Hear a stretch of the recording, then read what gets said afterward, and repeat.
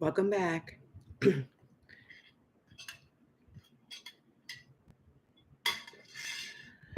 So, how's everybody doing today? Let me remove that. So, for today, we are doing day 6, right? I think so. I think we're doing day 6. I'm pretty sure. Let's go back to our ChatGPT and see where we left off. We're doing day 6, Genesis 19 through 21. Yeah, we are. So, let's go ahead and continue.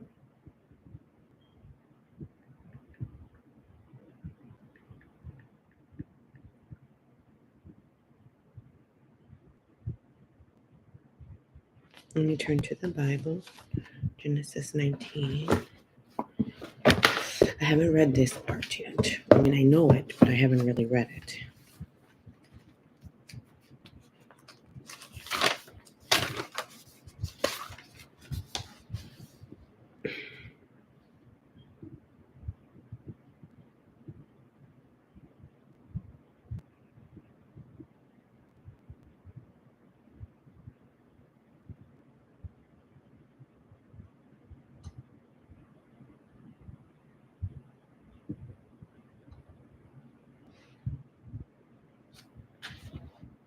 You're very welcome.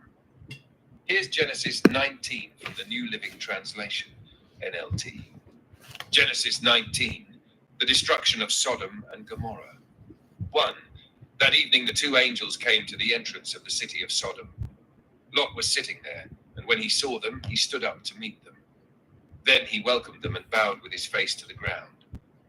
To my lords, he said, come to my home to wash your feet and be my guests for the night. You may then get up early in the morning and be on your way again. Oh no, they replied. We'll just spend the night out here in the city square. 3, but Lot insisted. So at last they went home with him. Lot prepared a feast for them, complete with fresh bread made without yeast, and they ate. For before they retired for the night, all the men of Sodom, young and old, came from all over the city and surrounded the house. 5, they shouted to Lot, where are the men who came to spend the night with you? Bring them out to us so we can have sex with them. 6, so Lot stepped outside to talk to them, shutting the door behind him. What? Please, my brothers, he begged, don't do such a wicked thing. 8, look, I have 2 virgin daughters.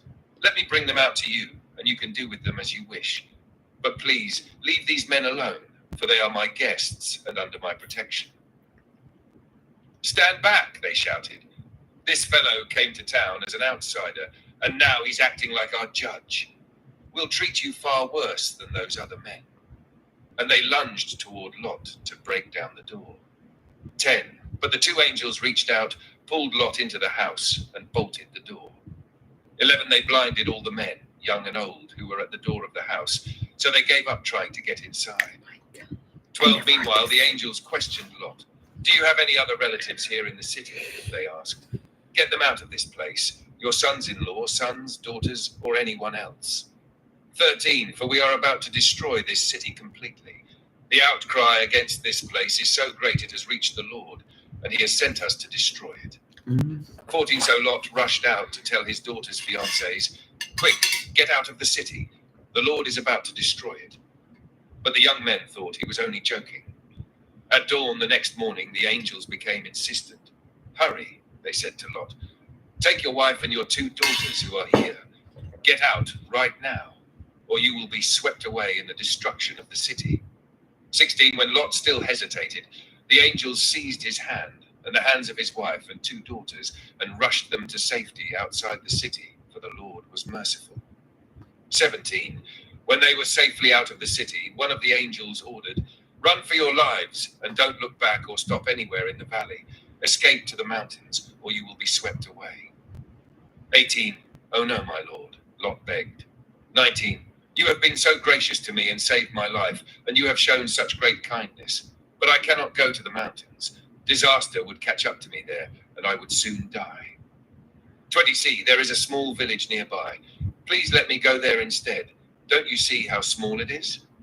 Then my life will be saved.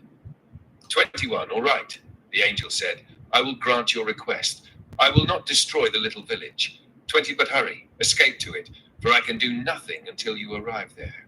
This explains why that village was known as Zoar, which means little place. 23, Lot reached the village just as the sun was rising over the horizon. 24, then the Lord rained down fire and burning sulfur from the sky on Sodom and Gomorrah. 25, he utterly destroyed them, along with the other cities and villages of the plain, wiping out all the people and every bit of vegetation. 26, but Lot's wife looked back as she was following behind him, and she turned into a pillar of salt. Abraham got up early that morning and hurried out to the place where he had stood in the Lord's presence. 28, he looked out across the plain towards Sodom and Gomorrah and watched as columns of smoke rose from the cities like smoke from a furnace. 29, but God had listened to Abraham's request and kept Lot safe, removing him from the disaster that engulfed the cities on the plain. Lot and his daughters. Afterward, Lot left Zoar because he was afraid of the people there, and he went to live in a cave in the mountains with his 2 daughters. 31, one day the older daughter said to her sister, there are no men left anywhere in this entire area, so we can't get married like everyone else. And our father will soon be too old to have children. 32, come, let's get him drunk with wine, and then we will have sex with him. What? That way we will preserve our family line through our father. Ew! 30, so that night they got him drunk with wine, and the older daughter went in and had intercourse with her father. Oh my God! He was unaware of her lying down. They didn't teach us this in church. 34. The next morning, the older daughter said to her younger sister, I had sex with our father last night. Let's get him drunk with wine again tonight, and you go in and have sex with him. That way we will preserve our family line through our father. So that night they got him drunk with wine again, and the younger daughter went in and had intercourse with him. That's gross. As before, he was unaware of her lying down or getting up again. 36, as a result, both of Lot's daughters became pregnant by their own father. When the older daughter gave birth to a son, she named him Moab. He became the ancestor of the nation now known as the Moabites. 38. When the younger daughter gave birth to a son, she named him Ben-Ami. He became the ancestor of the nation now known as the Ammonites. Would you like to keep going with Genesis 20? I don't know. That's gross. What in the heck?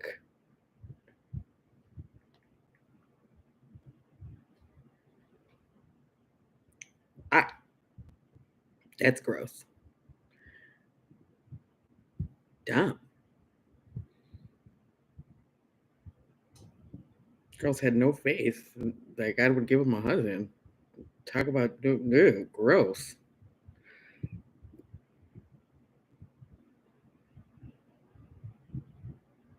They're both dumb, and dumb little sister too followed her. What the hell? That's sick. Absolutely. Here is Genesis 20 from the New Living Translation. NL, Genesis 20, Abraham deceives Abimelech. Then Abraham moved south to the Negev and lived for a while between Kadesh and Shur, and then he moved on to Gerar. While living there as a foreigner, Abraham introduced his wife Sarah by saying, "She is my sister." So King Abimelech of Gerar sent for Sarah and had her brought to him at his palace. But that night God came to Abimelech in a dream and told him, "You are a dead man, for that woman you have taken is already married." But Abimelech had not slept with her yet. So he said, "Lord, will you destroy an innocent nation? 5, didn't Abraham tell me, 'She is my sister'? And she herself said, 'Yes, he is my brother. I acted in complete innocence. My hands are clean.' In the dream, God responded, 'Yes, I know you are innocent. That's why I kept you from sinning against me, and why I did not let you touch her. 7, now return the woman to her husband, and he will pray for you, for he is a prophet. Then you will live. But if you don't return her to him, you can be sure that you and all your people will die.'" Abimelech got up early the next morning and quickly called all his servants together. When he told them what had happened, his men were terrified. Then Abimelech called for Abraham. "What have you done to us?" he demanded. "What crime have I committed that deserves treatment like this, making me and my kingdom guilty of this great sin? No one should ever do what you have done. Whatever possessed you to do such a thing?" But Abraham replied, "I thought, this is a godless place. They will want my wife and will kill me to get her. 12, and she really is my sister, for we both have the same father but different mothers. And I married her. 13, when God called me to leave my father's home and to travel from place to place, I told her, 'Do me a favor. Wherever we go, tell the people that I am your brother.' 14, and Abimelech took some of his sheep and goats, cattle, and male and female servants, and he presented them to Abraham. He also returned his wife, Sarah, to him. 15, then Abimelech said, 'Look over my land and choose any place where you would like to live.' And he said to Sarah, 'Look, I am giving your brother 1,000 pieces of silver in the presence of all these witnesses. This is to compensate you for any wrong I may have done to you. This will settle any claim against me, and your reputation is cleared.' 17, Abraham prayed to God, and God healed Abimelech, his wife, and his female servants, so they could have children. 18, for the Lord had caused all the women to be infertile because of what happened with Abraham's wife, Sarah. Would you like me to continue with Genesis 21?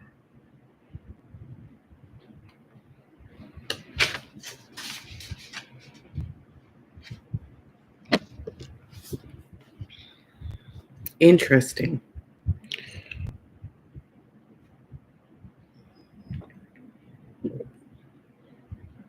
So the son's wives were infertile because of what his mom and dad did.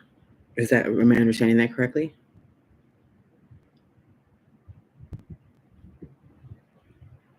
And he lied. And then they also had the same father. That's weird.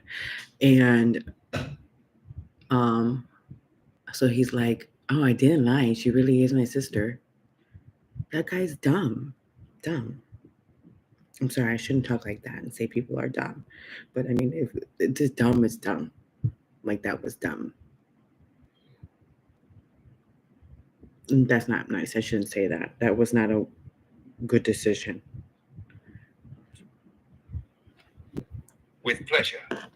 Here is Genesis 21 from the New Living Translation. Genesis 21, the birth of Isaac. 1, the Lord kept his word and did for Sarah exactly what he had promised. 2, she became pregnant and she gave birth to a son for Abraham in his old age. This happened at just the time God had said it would. 3, Abraham named their son Isaac.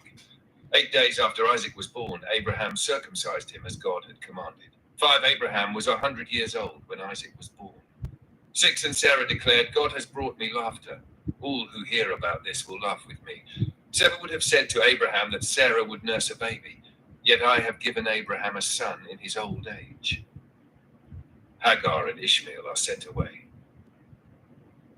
8, when Isaac grew up and was about to be weaned, Abraham prepared a huge feast to celebrate the occasion. But Sarah saw Ishmael, the son of Abraham, and her Egyptian servant Hagar, making fun of her son, Isaac. 10, so she turned to Abraham and demanded, "Get rid of that slave woman and her son. He is not going to share the inheritance with my son, Isaac. I won't have it." 11, this upset Abraham very much because Ishmael was his son. 12, but told Abraham, "Do not be upset over the boy and your servant. Do whatever Sarah tells you, for Isaac is the son through whom your descendants will be counted." 13, but I will also make a nation of the descendants of Hagar's son, because he is your son too. 14, so Abraham got up early the next morning, prepared food and a container of water, and strapped them on Hagar's shoulders. Then he sent her away with their son, and she wandered aimlessly in the wilderness of Beersheba. 15, when the water was gone, she put the boy in the shade of a bush. 16, then she went and sat down by herself about 100 yards away.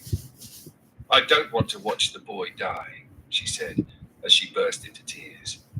17, but heard the boy crying, and the angel of God called to Hagar from heaven, "Hagar, what's wrong? Do not be afraid. God has heard the boy crying as he lies there." 18, go to him and comfort him, for I will make a great nation from his descendants. 19, God opened Hagar's eyes, and she saw a well full of water.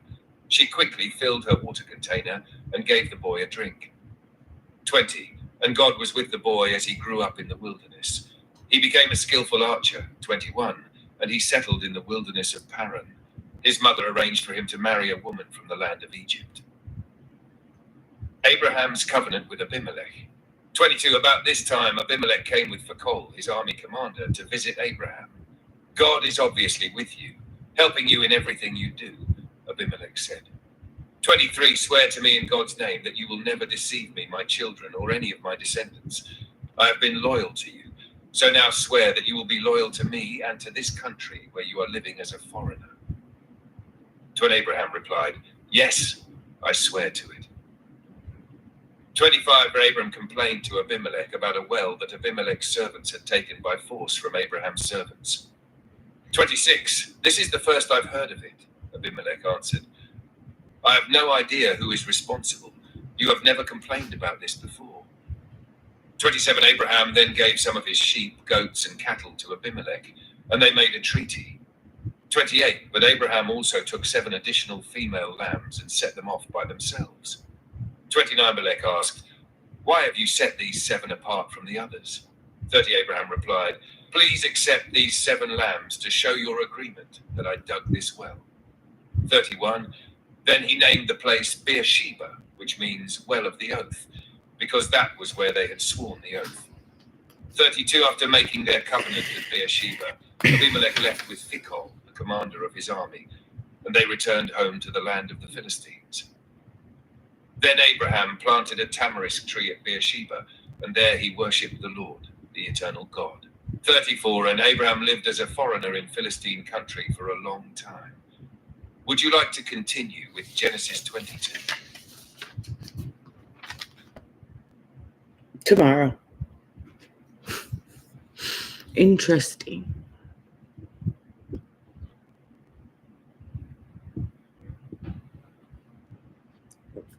Abimelech seemed a little insecure. Like, why is he telling Abraham, hey, I've been good to you, you better be loyal to me? Like, what? But he did say that, and it gave him the opportunity to bring up this issue that he had, and they resolved it. So that's good. Okay, bye.